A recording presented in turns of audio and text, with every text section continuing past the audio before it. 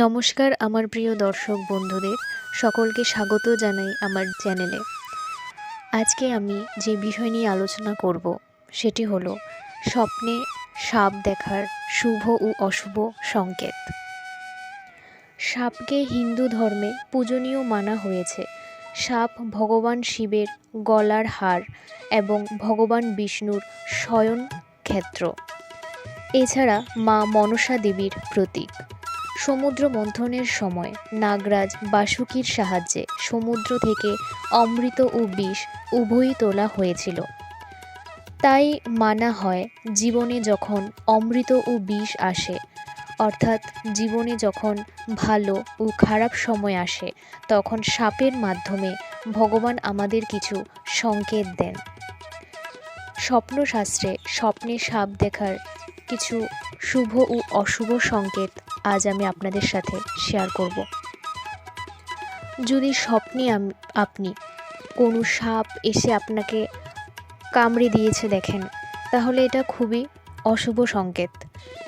এই স্বপ্নের দ্বারা এটাই ইঙ্গিত দেয় যে আপনার ভবিষ্যতে কোনো সমস্যার সম্মুখীন হতে চলেছেন বা আপনার কোনো কঠিন রোগ বা ব্যাধি হতে চলেছে। যদি আপনি স্বপ্নে কোনো সাপকে এক জায়গা থেকে অন্য জায়গায় যেতে দেখেন বা কোনো সাপ আপনাকে দেখে লুকিয়ে পড়েছে এরকম কোনো স্বপ্ন দেখেন, তাহলে এটা খুবই শুভ সংকেত।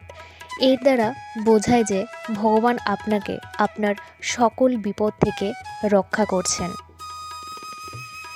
যদি আপনারা সাপকে কোনো মন্দিরে দেখেন, অর্থাৎ আপনারা স্বপ্নের মধ্যে দেখতে পেলেন যে কোনো মন্দিরের মধ্যে সাপ, তাহলে সেই মন্দিরে গিয়ে আপনারা অবশ্যই পুজো করবেন।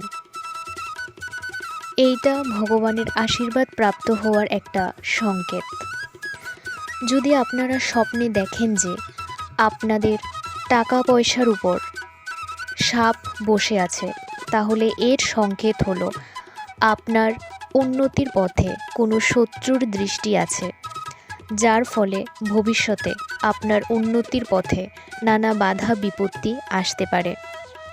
আর আপনারা যদি স্বপ্নে মরা সাপ দেখেন, তাহলে এটা খুবই অশুভ সংকেত।